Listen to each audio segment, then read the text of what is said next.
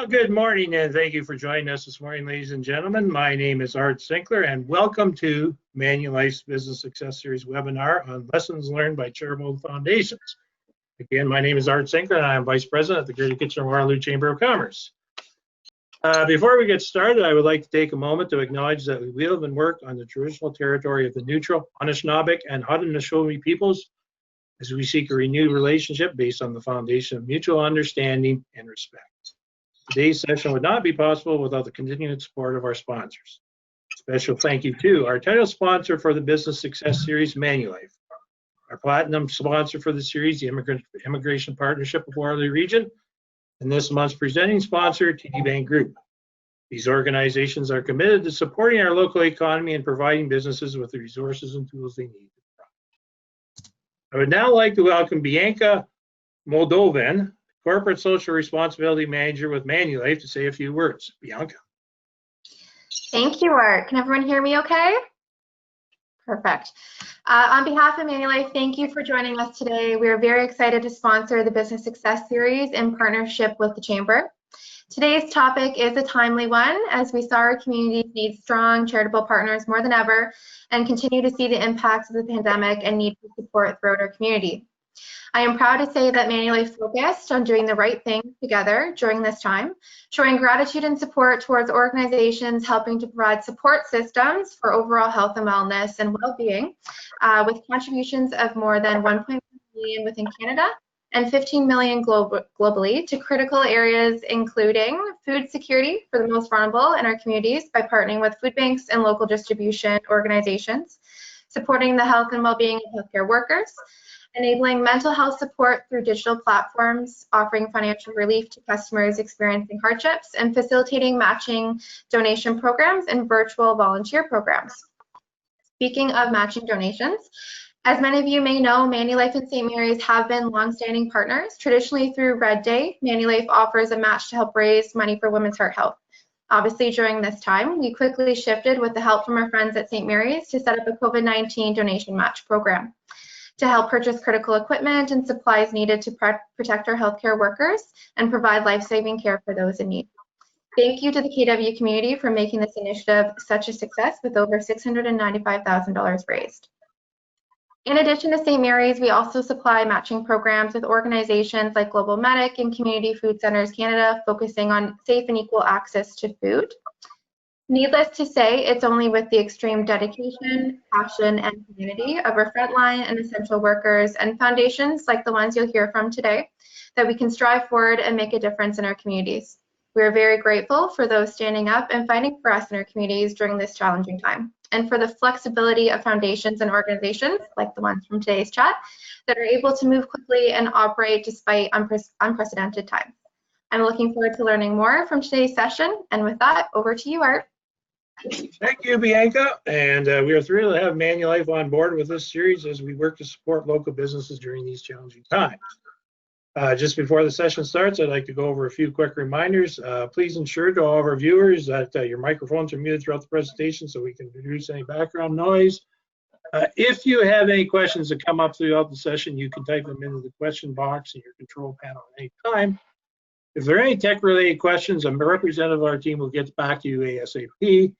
If they are for today's panelists, they will be aggregated throughout the session for our participants to answer at the end of our presentation today. And all attendees will be sent a recording of today's event and will also be made available on the Greater Kitchener-Waterloo website. I would now like to invite John Tyro, Sales Manager of TD Commercial Banking, to introduce today's panel. Thank you, Art. TD is proud to be this month's presenting sponsor of the Business Success Series. I have the privilege of introducing today's speaker panel. Elizabeth Held is President and CEO of the Kitchener-Waterloo Community Foundation. After a 25-plus year career with Scotiabank, Elizabeth joined KWCF in 2017 and has led the foundation through a significant reorganization, modernization, and rebranding with the purpose of leading KWCF into a new era of strategy, innovation, and agility. Elizabeth ensures strategic initiatives and investments made on behalf of the community make measurable and sustainable impact, and she, along with the KWCF board and team, continue to explore and catalyze strategic partnerships and collaborative opportunities that benefit the community. Susan Dusick is the President and CEO of St. Mary's Hospital Foundation.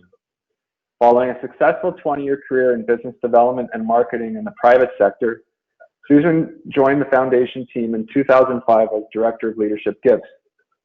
She was appointed to Vice President of the foundation in 2010, and in 2016, Susan took succession as President. Over the past 15 years, Susan has been instrumental in raising more than $75 million for equipment, patient care, and services, supporting the hospital's vision to be the safest and most effective hospital in Canada, characterized by innovation, compassion, and respect. And moderating today's session is Andrea Robertson.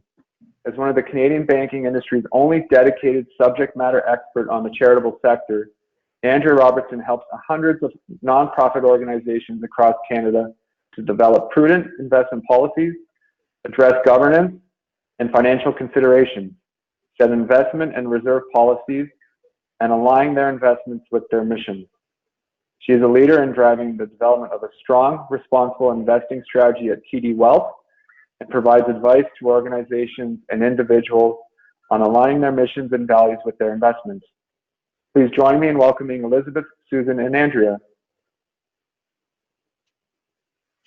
Thank you, John. Really appreciate. First, I would like to start by thanking all of you in the audience for inviting me to moderate this very important panel discussion on lessons learned by charitable foundations. And I am honored to be here in front of the members of the Chamber of Commerce, all of whom are important contributors to the Canadian economy, and particularly now as we move forward post-COVID, whenever we are post-COVID. I would also like to acknowledge that today is Orange Shirt Day, a day in which we remember and honor those who were victims of residential schools in Canada. It is an important opportunity for meaningful discussion about the systemic impact of the residential school system on Indigenous peoples in Canada and the role that each of us have on our collective journey towards truth and reconciliation. Like many businesses, charities have been impacted greatly as a result of the pandemic. The fact that many not-for-profits provide in-person services, rely on in-person events for revenues, and have to set up staff to work from home has created huge challenges. Some organizations, particularly frontline organizations, have had greater demand for their services than ever before, and some have had to halt their offerings, like, for example, arts and culture organizations. Elizabeth and Susan, although your organizations are very different with respect to the services you provide, like many other organizations and businesses, your charitable foundations have had to adapt your operations during the pandemic. What are some of the changes you made that in retrospect were helpful in ensuring your organization continued to operate effectively? I think we'll start with Elizabeth on this one. Great, thanks a lot, Andrea, and thanks to the Chamber of Commerce for inviting me today. So I think the first thing. Can you hear me? The first thing, yeah. Uh-oh. I can hear you. The first thing Can you hear me? The Community Foundation Hello? Oh dear. Susan, can you hear me? I can hear you, Elizabeth. Okay, then I'm just going to go ahead then, if that's okay, and respond to the question.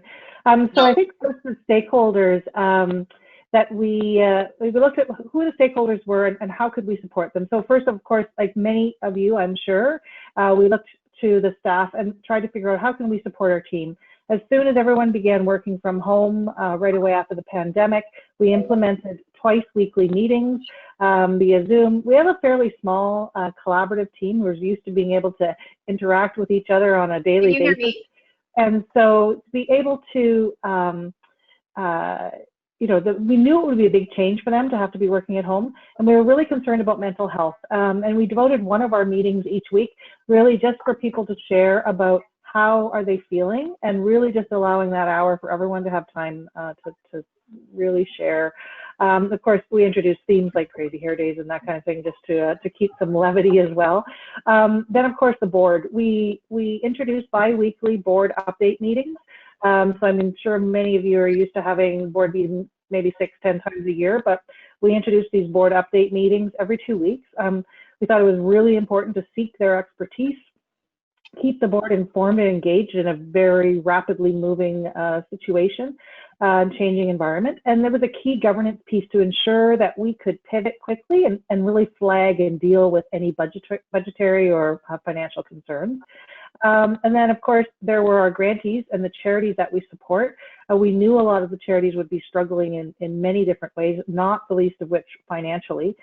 We expedited our annual year-end communication to our fund holders and our donors with the goal of really amplifying the needs of the charities and rallying those philanthropists into action. And then finally, I'd say the donors ourselves. I believe a key strength of ours was that we leaned heavily on innovation and, as was mentioned in the opening, flexibility.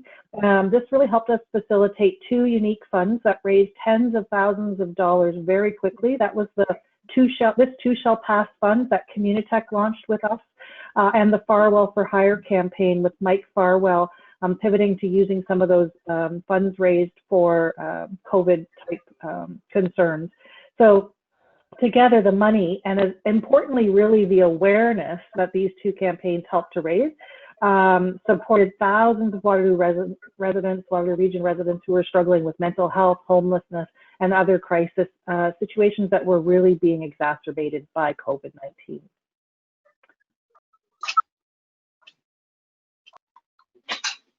I'm going to say, Susan, over to you. Okay, because Andrea, we can't hear you. So thank you.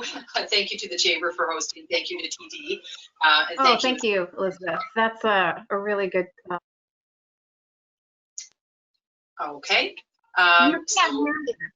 You can't hear me. So similar to Elizabeth and her team, we have a small team here at the foundation as well, and working remotely was new for us. We're in a face-to-face sort of person-to-person type business, so everything that we do is based on that sort of interaction. It also shined a spotlight on how we don't really think about what it would ever look like to work remotely. You know, charities, foundations, we're often guilty of not making the infrastructure investments that we should make in our own organizations. We're always busy focusing on resources that we have on the organizations that we support, and here at the St. Mary's Foundation, it's of course the hospital. So we realized very quickly that not all of our team could work remotely because not all of our software could go remotely. So as you can imagine, I'm focusing my attention on rectifying that, changing that. So that's a big project for us. Similarly, we had to pivot. So imagine we were raising money for expansion of our cardiac program, and then all of a sudden we were faced with a pandemic, and we were faced with a shortage of PPE. We were faced with some equipment needs that needed to be met immediately. We were fortunate, as Bianca mentioned, that Manulife made a quick pivot and change with us and supported a change from the Manulife match campaign that would normally support our cardiac needs to our COVID-19 needs, and the community responded brilliantly with over $700,000 in donations. We were also able to partner with the other hospitals, so Grand River Hospital and Cambridge Memorial Hospital, and stand up a Region Ready Fund. That those monies as well, upwards of $700,000 has been raised through that fund to date to fund the requirements of the hospitals across the region. So we really saw the community come together. As well, you know, we had donors that stepped up before we even had a chance to get to them, and I think Elizabeth would agree that the community, you know, they were reaching out to us right away. And overall, I'd say the community deserves a great pat on the back for what they did. You know, I would agree with Elizabeth that mental health continues to be a real concern for us on how we support our teams. Again, we deal with an employee group that is, they're very type A's. They really like to interact, and our whole business has been affected and changed. You know, everything we do is face to face, and now we're thinking, how do we do that in a virtual way? We're experiencing a little bit of challenge today in terms of how things happen virtually, right? I mean, the best laid plans sometimes face-to-face conversations usually don't break down as a result of technology. So we're working through that. But I will say the community has been very patient in helping us work through this and supporting us as we reinvent ourselves right now at these challenging times. Susan, maybe I'll jump in because I know we wanted to have a conversation about PPE. It was something that I knew nothing about prior to March 11th. Now it's PPE, PPE, PPE everywhere. And so the Community Foundation decided to contribute $50,000 to the purchase of PPE for non-hospital providers because we learned that Ontario Health doesn't have a mandate to cover and source PPE for organizations, primarily only hospitals, which obviously you need that importantly. I thought maybe I'd just share a little bit about this impact investment that we made in PPE access, and then if there's anything else you want to share about how you kept employees safe and also hospital workers. So we, as I mentioned, had earmarked that $50,000 to purchase PPE for local charities. And then we were super excited when Ian Klugman connected us to a woman named Amber French, who's at Catalyst. And Amber and a team had developed this solution to this issue where charities were unable to purchase PPE and keep their employees safe. And so we were able to help make an impact investment and be the lead investor in this startup called PPE Access. And so they're actually working with Ontario Health to source PPE for smaller charities who were really like shut out of the market completely, just given the how quickly supply became an issue and minimum orders became unattainable for charities. So we were really thrilled to be able to participate with that. And I'm not sure if Amber's still looking for individual investors, but I think she did a great job of raising the full amount that they were needed to get this venture off the ground. But Susan, what about PPE for the hospitals? What were some of the challenges and how did you overcome those? So similarly, Elizabeth, for the hospitals, it was just supply. It was our ability to get our hands on, what we needed, and appreciate that we had, 600 staff members daily that had to be equipped. They had to have both face masks, they had to have gloves, they had to have shields, they had to have isolation suits, isolation suits and gowns and such. And we had to be able to bring that daily, and supply was just a big issue. So it was about our ability to be able to purchase, and it was, again, hospitals are not sitting here just flush with all kinds of extra cash waiting to be invested in pandemic supplies. So that was an issue for us. And as well, being able to provide N95 masks. That was one of our biggest challenges because the supply of N95s was really a challenge. I will say the community stepped up in a very big way. Again, we ended up managing as much of in-kind donations from a PPE perspective as we did in the financial contributions that came to the hospital. Some of the large, for example, a shout out to Home Hardware, they just happened to take a receipt of a large shipment of N95 masks, and John Dykstra called me and said, the right thing to do with this shipment is to send this off to hospitals. And you can imagine when that truck backed up to the loading docks at the hospital, there was quite a lot of celebration because we were in pretty dire straits.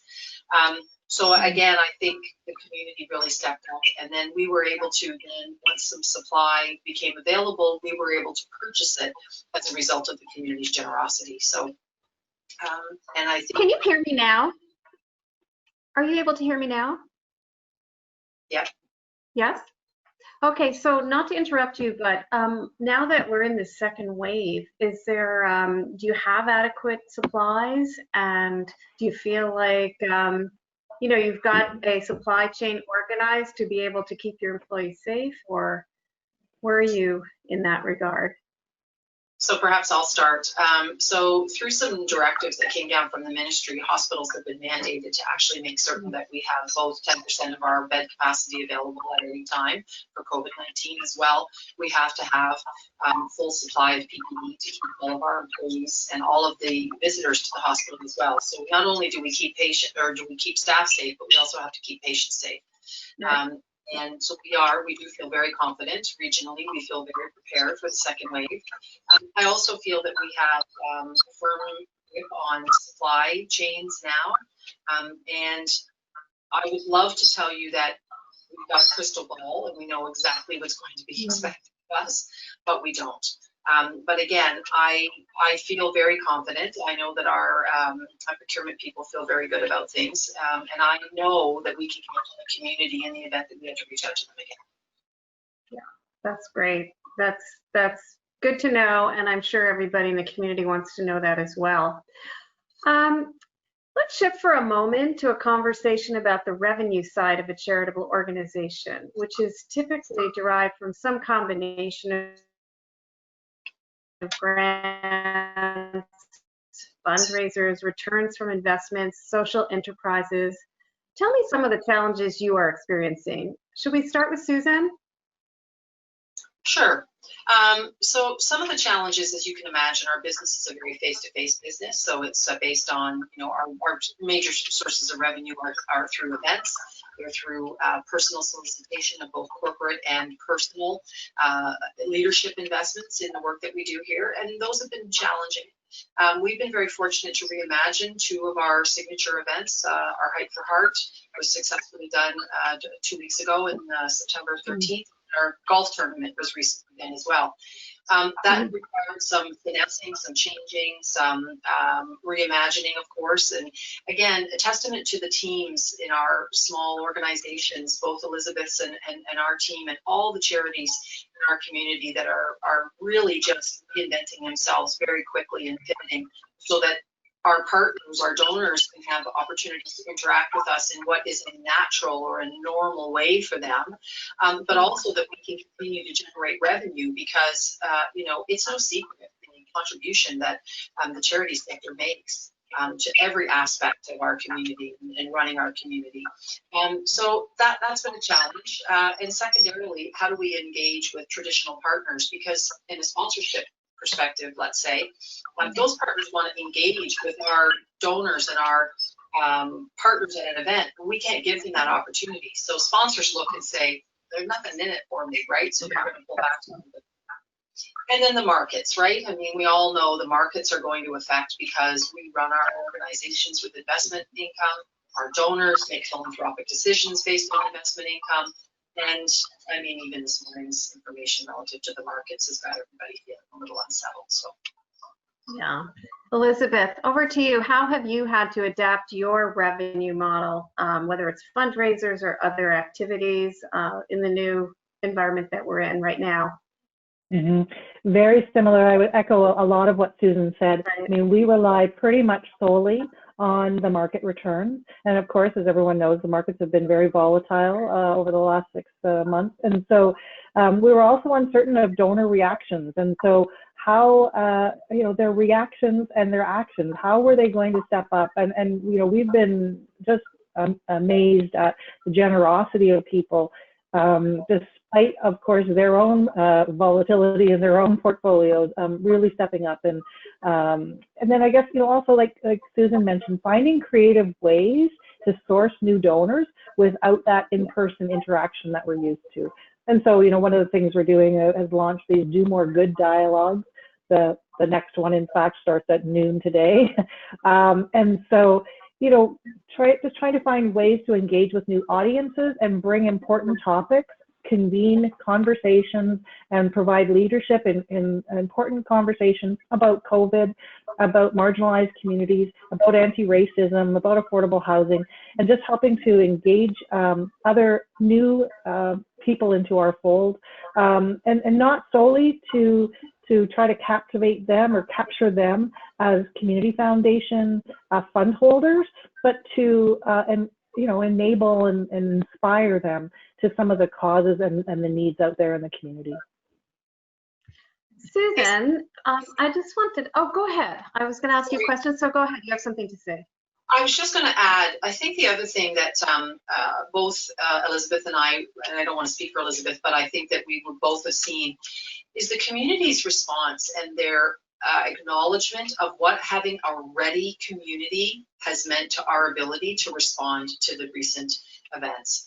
I can speak from a healthcare perspective. Having a prepared healthcare system, we had an early investment from the Lazarides Foundation of $2 million back in February of this year. And that put us in a readiness position that we would not have been in had it not been for that. And that's one of the messages that we're taking out repeatedly to the community, is saying, that having a ready healthcare system was important to helping us cope. That's a really important point. I mean, nobody could have really anticipated the situation that we're in now or what would unfold, but to be ready for these sorts of things, to know that this could come down, that's amazing. And I guess just in the nick of time. One of the questions I was going to ask you, Susan, is, you're a frontline healthcare organization. So have you seen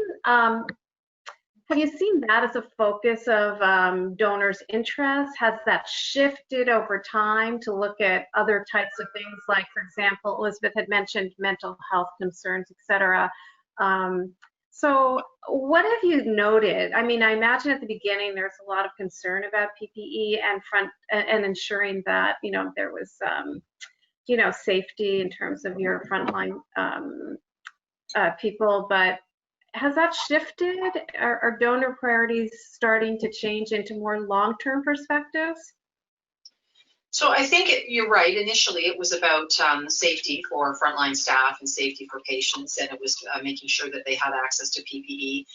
We also had to do some communications work so that they understood there were equipment requirements, again, because of the funding model, the way the Ministry of Health, what they do and don't fund. So when we were opening up 73 new beds, the ministry is providing us the operational dollars for those 73 beds, but the physical purchase of those 73 beds falls to the community. So at anywhere from $25,000 to $50,000 a bed, depending on the type of bed, those are real needs for us.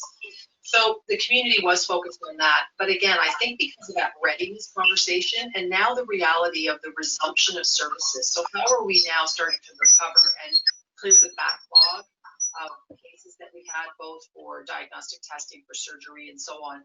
As we do that, that requires investment, because what we required before from a capital perspective didn't disappear as a result of having the pandemic. It just was put on hold. People are still having heart attacks. They still need access to diagnostics. Of course. So people are, I think they are understanding the importance of funding all aspects of community readiness, whether it be mental health, whether it be affordable housing, whether it be, our marginalized groups in the community. This really shone a spotlight on what it means to be a prepared community as a whole. Yeah, thanks, Susan. That's a good insight.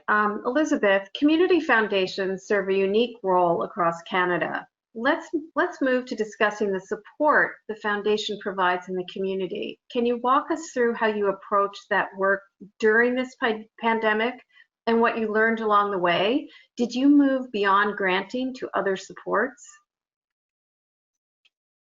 Yeah, absolutely. Thanks so much. My screen froze, but I'm okay now, so that's good. So I think, when people think of... You lost me altogether at a point there, and I apologize for that. But you know what? We're all coping with technology, and it works pretty well, and sometimes it doesn't. So thank you. You are not frozen to me.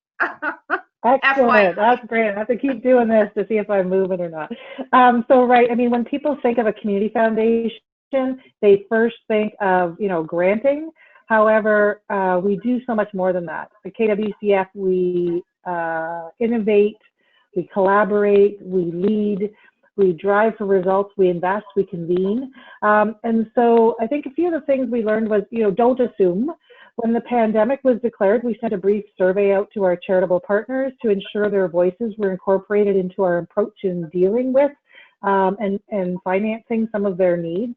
And also, collaboration is and was key. So we had always intended on having a funders collaborative, and the pandemic really, expedited the need to do that. And so we partnered and joined forces with the United Way, Social Venture Partners, the Astley Foundation, the Lyle S. Hallman Foundation, the Fairmount Foundation, and of course our sister organization, the Cambridge and North Dumfries Community Foundation.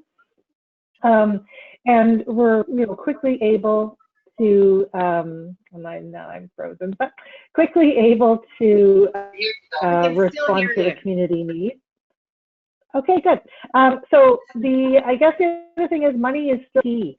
Community foundations are a low cost, alternative to get money into the hands of those who need it most in a sort of a swath of different types of organizations. And so in addition to the grants of our own and those of our partners that I just mentioned, KWCF and the Cambridge North Dumfries Community Foundation were able to get over $1 million out into the community to 29 different charities to address social inclusion or well-being needs in support of vulnerable populations that are disproportionately affected by COVID-19. And this was part of a new partnership with Community Foundations of Canada, United Way, the Red Cross, and it was funded through the Government of Canada's $350 million Emergency Community Support Fund. I think I'll end there because it looks like I'm freezing again, and back to you, Andrea. Thank you. Well, on the bright side, we can hear you perfectly. I'm going to address this to both of you, and I know it's not on our list of questions, but I'm sure you'll be able to answer it. So, you know, there's a lot of talk throughout the charitable sector on collaborations, and you were speaking to that, Elizabeth, a bit on some of the collaborations that you've had, and going forward, that's going to be something that really keeps the charitable sector sustainable. Susan, are there opportunities for collaboration given that you're a hospital foundation? Where, and if so, where would they be? So we've had an example of a collaboration, which was our Region Ready initiative. So St. Mary's, Grand River, and Cambridge Memorial came together to allow people a single source to make investments in order to support the pandemic response. I think there will be opportunities for that to happen as well. As we, you know, as individual hospitals, we all have very, very specific and sadly large capital needs at each individual organization. But I think as we start to think of ourselves as a healthcare system across the region, there will be future opportunities for partnership where we will be able to either come together for events that create awareness. For example, you know, we do annual community updates together now. Again, this year, I believe it's November 26th, we're planning on doing another virtual town hall to update the community on what's happening relative to our response to COVID-19. And again, our joint response to COVID-19. There's no point in all trying to solve the same problem. Why don't we all come together and solve the problem, you know, with one big brain? So there will be opportunities for us in the future as we continue to see how the healthcare system will evolve in the face of the OHTs, in the face of, you know, regionalization, further rationalization of services, and so on. Really? So, Elizabeth, where do you see opportunities for future collaborations? So, you know, with the collaboration with the other funders in Waterloo Region that support a wide variety of charities, we are not going back to normal.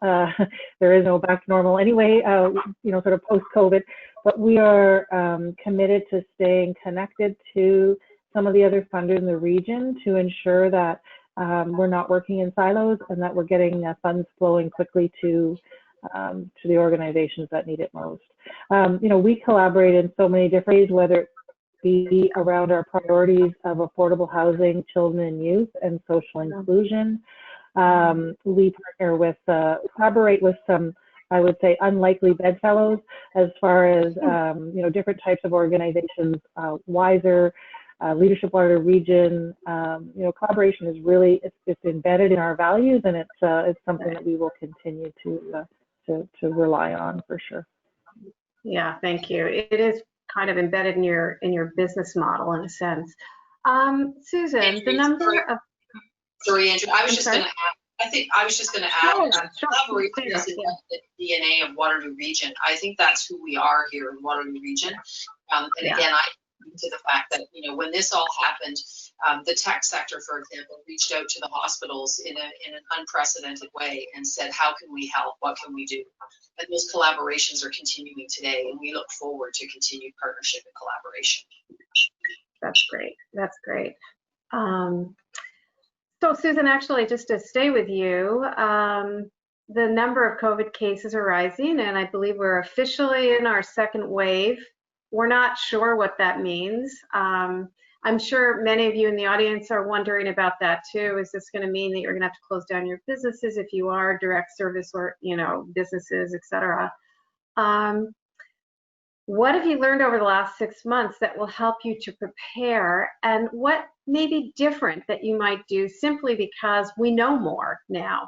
Are there things you might do that you wouldn't have known to do in the previous 6 months?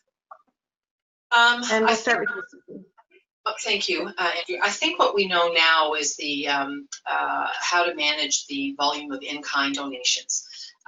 You know, it was quite overwhelming from the community, and it was much appreciated. But sometimes it becomes a bit of a challenge for us to manage it.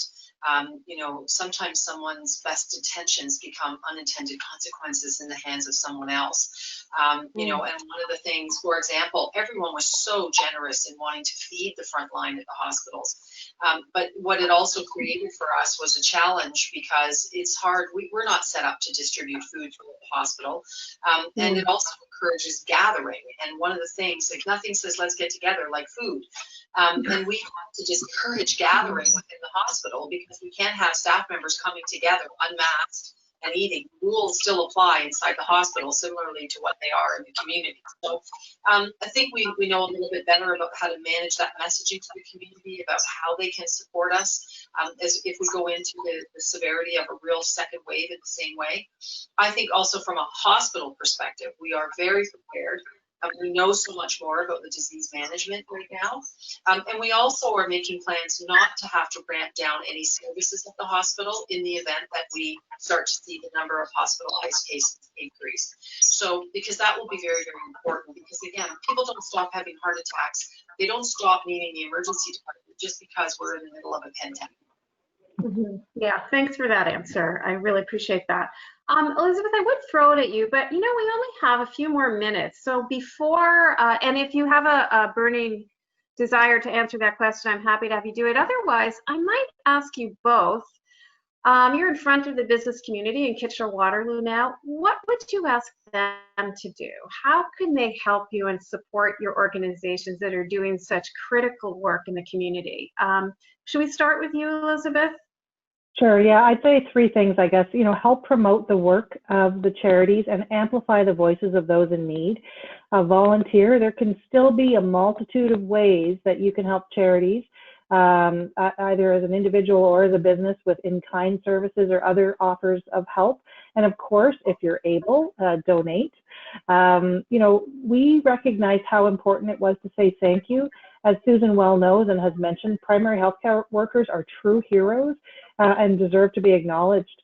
We chose a slightly different audience and partnered with 3 downtown business improvement associations, providing gift certificates to 700 employees at grassroots organizations that form the Inner City Health Alliance. These often are unsung heroes and are working to provide essential frontline services and social supports to those living in very vulnerable conditions, the homeless and those at risk of homelessness, and of course, refugees. So, you know, I would just say, don't forget about all the different types of organizations that are supporting our community. And if you're able to support in one of those 3 ways. So Susan, do you want to respond to that too? Because we have 2 minutes, because we want to leave some time for questions from the audience. Sure, I would absolutely echo Elizabeth's comments here. And again, you know, if you're able to support the organizations. I'd also like just to sort of build on what Elizabeth was saying about the community and all of the folks that were essential and that were considered frontline workers. You know, it's flattering that everyone was so supportive of the hospitals, and yes, we were really on the front line in every department of the hospital. But I think, and I've said this often, the community deserves to give itself credit as well, and really deserves a pat on the back, because doing what they were asked to do from public health, you know, sheltering in place, dealing with their families with children being home from school, and, you know, really responding to everything that they were asked to do from a public health perspective, you know, that put them all on the front line, and everyone working together and everyone being kind and supportive of each other. That's what helped us get through the first wave, and that's what's going to help us get through the second wave, is everyone being thoughtful towards each other, and, you know, recognizing that it takes a community to respond to this type of a crisis and pandemic. So continuing to keep that at the forefront of everything that they do. And I wouldn't be a fundraiser if I didn't say, if you're able, support the charity of your choice. Well said, Susan, That's a wonderful answer, because what I've noticed is in something like a pandemic, you cannot take an individual approach. You have to take a collective approach because this is a collective problem. So you're absolutely right. And, you know, by all accounts, the Kitchener-Waterloo community is a very close-knit community that is really paying attention and being mindful of the need to continue to take care of all of our community members collectively. So it's amazing. Art, I'm going to turn it over to you because I hope you have some questions from the audience. Well, I just have a question. I think from the Chamber's perspective, one of the issues that we've been focusing a lot of our activities over the last number of years has been the area of employee recruitment, retention. Any comments there about life in the not-for-profit world? What are your challenges on the HR side moving forward?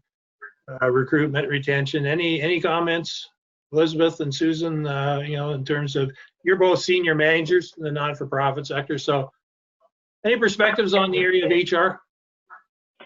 Yeah, I could jump in and just say that, you know, our employees, of course, are our greatest asset. And so we are concerned about the charitable sector as a whole. People are getting burnt out. There's an extreme amount of work. It never seems, no matter how much you're doing, it just never seems like you're doing enough. And so there's this continual desire to do more, to do more, to do more. And so, you know, from an HR perspective, we're really focused on ensuring, you know, as I mentioned right at the outset about the mental health and physical health of employees. You know, we haven't returned to the office yet. And so we feel privileged that we can work from home. But there are some negative effects of that on people's own sense of self. You know, I used to joke with the team, you can only hear that you're not an essential worker so many times before it starts to get in your psyche that you're not important in this whole thing. And so, you know, we really make sure we're taking time to focus on that. We actually onboarded 3 employees through the pandemic. We always bring in a student. So we've had 2 students now, 2 4-month co-ops, and also onboarded a new contract person through that. So that was an interesting exercise in finding out how we can very closely embed our values in new employees while not being able to be across the desk from them. And so I actually shared that, you know, I think you're probably hearing more personal information from people than you would have had we been in an office environment, because people were so openly sharing of their fears and how they were dealing with COVID and various things, like Susan mentioned, with kids at home or other situations that they were living through, that they actually became a really close-knit group and you know, came together very nicely despite being new to the organization. Thank you. Art, I would say from a HR perspective, you know, the charitable sector is not immune, and I think Elizabeth hit it right on the head. We often don't make the investments in our organizations that we should be making from a standpoint of having adequate numbers of staff. We all tend to have these very lean, you know, teams with big portfolios. I can tell you from a St. Mary's perspective, it's made me pause and reevaluate the portfolios. And to look again, we asked our people to do a lot of quick changing, a lot of pivoting, a lot of, you know, working from home without adequate systems to support them and so on. And, you know, now they're back at the hospital, and there's the whole aspect of, you know, feeling like they're right in the, you know, like they're walking right into the fire, right? And, you know, how do we support that from a mental health perspective? So I think, you know, our sector is not immune, and the ability to then recruit becomes a bit of a challenge for us, I think, in some cases, because, you know, is our sector more precarious than others, right? Is there certainty in your job when you come into the not-for-profit sector right now? You know, I think you would look and see a lot of organizations had to cut some staff because, again, they don't have the revenue to be able to support ongoing operations, and it's a hard, sad fact right now. At a time when we can least afford not to be able to provide all the service that, especially for organizations that offer programs, right? You know, I mean, it's not an ideal time to be stressed from an HR perspective. Sure, thank you. I've got time for one last question. First for Elizabeth, but I think Susan, you could probably you know, add to this as well. Elizabeth, what are you seeing in the overall trends in giving in our community? We have seen an increase in giving, but not sure that it is an overall trend. Interesting. So yes, we've seen an increase in the number of donors through our organization, not necessarily in the dollar amount, but in the overall breadth of different people that are engaging with the organization. I'd say I'm not sure. I think when individuals start to see their investment portfolio returns as we get closer to the end of the year, I'm concerned how that may impact, at least initially, people from making bigger philanthropic gifts that they might typically do at year end.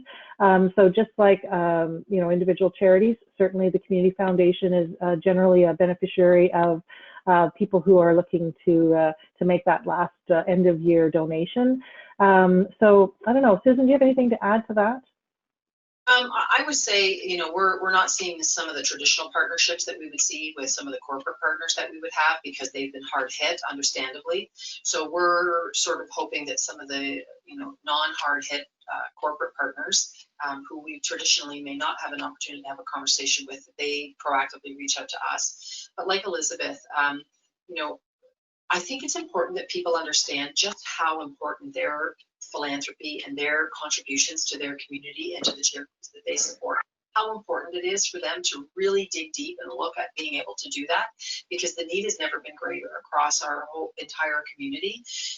Whether it's a social service organization, whether it's an arts and culture organization, whether it's, the food bank, a hospital, the community foundation, whoever it is, all these partners are essential to the well-being of this community. We've talked about that repeatedly today. So folks that have traditionally made gifts to the organizations that you hear about and that you support, I just hope that everybody can really examine their ability to be able to do it and to try to maintain that throughout this year, because we've never needed more. Okay, well, thank you. I think we're about on schedule. I think, as we mentioned at the beginning, there were some commitments our panelists had at 12 o'clock. So I think we pretty well, we maintained our schedule. So firstly, to Andrea and Susan, Elizabeth, thank you very much for participating in this discussion today. One of the key points that I picked up, and we heard this a number of times in the discussion, was the collaboration and the cooperation is evident here in Waterloo Region, whether that's in the not-for-profit sector or the business community. I think we've always identified that as being one of our major strengths here that have allowed us to be the community we are. So again, thank you to all three of you for your participation today. And despite the technical difficulties we've had, I think it's been a very, very good discussion. And I think all of our participants, hopefully that were online for this, benefited in some way from what they heard, and hopefully we can, continue to advance our goals in the charitable and the not-for-profit sector over the next couple of months, which I think, as we've discussed, are going to be quite challenging. Thank you again to our title sponsor for the event, Manulife, our platinum sponsor for this series, the Immigration Partnership of Waterloo Region. This month's presenting sponsor is TD Bank. And again, thank you again to our three speakers today, Susan, Elizabeth, and Andrea. And finally, thank you to all of you for joining us today, everybody that's been online. Starting next week, we will be hosting the Business Success Series every Wednesday at 1 o'clock, when we will be hearing from Chris Andre, partner with Gowling WLG, as he sits down with Chamber President and CEO Ian McLean to provide an employment law update and what you need to know during this time. For further details and to register, visit greaterkwchamber.com.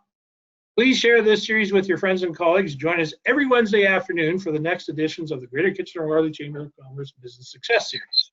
Brought to you by title sponsor Manulife, platinum sponsor Immigration Partnership of Waterloo, and September's presenting sponsor TD Bank. Because it's Wednesday, it's the Business Success Series. So again, thank you very much and have a great day.